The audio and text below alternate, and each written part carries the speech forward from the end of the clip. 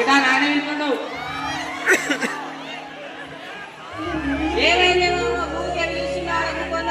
ఏమైంది ఏంటంటే వాళ్ళు అచ్చుడో గొర్రె అటొక గొర్రె ఇటొక గొర్రె ఉన్నది అచ్చుడో పట్టకపోతే నాకు పని చేస్తావా ఏమో నువ్వు అల్లుడికి పని చేస్తావా ఏమో మరి బాబా మరుతులు మీరే తీసుకున్నారే మళ్ళీ మాట్లాడరా సరే నాయన పో అయినా అయినా బా నువ్వు పని చేస్తే ఏవా బాబా నీ పేరు మాతకి ఎట్లా తోడి ఏ అది తీరా గింద తినవని మీ అక్కడానికి ఇంటికి నేను రాసి అయిపోయి బుక్కడ చల్లవాడు వస్తారు ఈ మాయదా గొర్రెలు ఎన్నిసార్లు ఒక దగ్గర చేసి దూరం అయితేనే ఉంటాయి అరే అరే ఎన్నిసార్లు ఒక దగ్గర చేసి ఒకతానే ఉండలేవు కదా ఒకతాను చేసి ఓ మల్లేసు ఓ మల్లేసు ఈ షోటన్ షోలి పాడగా మా పానం చుట్టూ ఉన్నాయి కదా ఓ మల్లేసు ఒకతాను చేశాను నేను బుకెట్ సదా ఇప్పుడే ఆయమని ఇచ్చేసినా మళ్ళీ ఇప్పుడే వెళ్తాడు మా బావ ఏంది బావ చేసే అన్నం తినేస్తాను సరే పో కాతపో హై హై హై హై హై తిన్నవారు అసలు ఏం కూర చేసిరు చేపల పూలు చేస్తారే మనకి చిక్కుడుకాయ చేసిరు ఎట్లా తినాలి ఇది ఏమంటున్నావు వాళ్ళు ఏమంటలేను మా గింత మంచి కూర బంగారం వల్ల కూర ఉన్నది ఇదానికి ఎట్లా తినాలి అని ఆలోచిస్తున్నాం మంచిగా ఉన్నది కూర ఇసుంటిది ఎప్పుడు తినలే నా జీవితంలో చేసే పనికి ఇదే కాదు మూసుకొని తినాలా కంటే అంటే కాంతారు పట్టుకొని ఇక అట్లనున్నది మా ఇంటికి వచ్చినందుకు తినాలి ఇక తప్పుతాది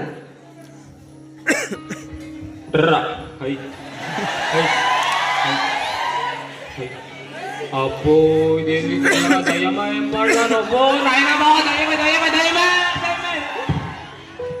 ఏ పగటి కలర్ అంటున్నారా ఇప్పుడెక్కడ తయారా దయ్యం వచ్చింది దయ్యమో అబ్బో తెలియదు అబ్బో అబ్బో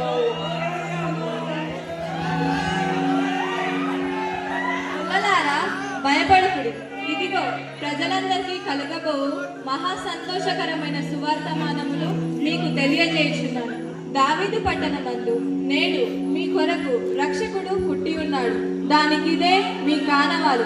ఒక శిశువు పొత్తి గుడ్డలతో చుట్టబడి పశువుల తొట్టిలో పరుండుట మీరు చూచెదరు. అల్లుడు ఒరే మల్లేశ మన కోసం రక్షకుడు పుట్టి ఉన్నాడంట. మరి మనం ఒక గొర్రెని మంచి గొర్రెని దేవునికి అర్పిద్దాం. ఏమంటారు మరి? సరే నాయన పోదాంపా. ఇలా గొల్లలు బాలయేసుని చూడవలనని నిశ్చయించుకొని వెళ్ళారు. జ్ఞానులకు నక్షత్రం దర్శనమిచ్చుట. లోకరక్షకుని జననం ఒక తార ద్వారా తెలుసుకొని రాజు దగ్గరకు వెళ్ళిరు.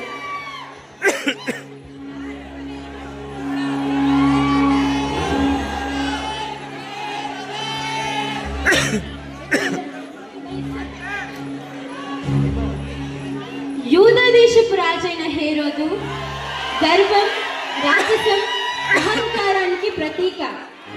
తనను మించిన చక్రవర్తి లేడనే భ్రమలో ఉండేవాడు.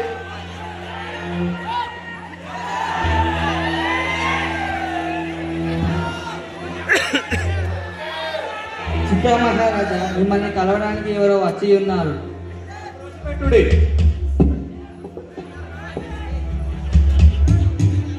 యూదుల రాజైన హేరోదు రాజుకు వందనములు. ఆకాశంలో నక్షత్రాన్ని చూసి మాట విన్న హేరోదు మిక్కిలి కలవరపడి వారితో ఇలా పలికెను.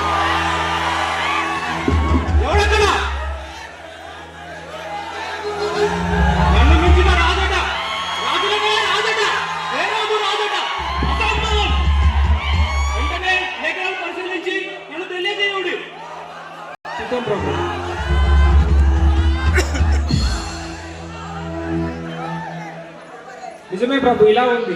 యూదుల రాజుగా పుట్టువాడు బెత్లెహేములో జన్మిస్తాడని లేఖనాలు సెలవిస్తున్నాయి. అంతటా హేరోదు ఆ జ్ఞానులను రహస్యంగా పిలిపించి ఇలా పలికెను. మీరు వెతుకుతున్న రాజు బెత్లెహేములో పుట్టి ఉన్నాడట. మీరు వెళ్ళి పూజించండి. తర్వాత నన్ను వర్తమానం పంపించండు. నేను వెళ్ళి పూజించదను. చిత్త మహారాజా, మీకు తెలియజేసేదము. వారు రాజమాట విని బయలుదేరిపోవచ్చుండగా వారు చూచిన నక్షత్రం ఆ శిశువు ఉండిన చోటకి మీదగా వచ్చి నిలుచు వరకు వారికి ముందుగా నడిచింది. అలా వారు యేసుని దర్శించి బంగారు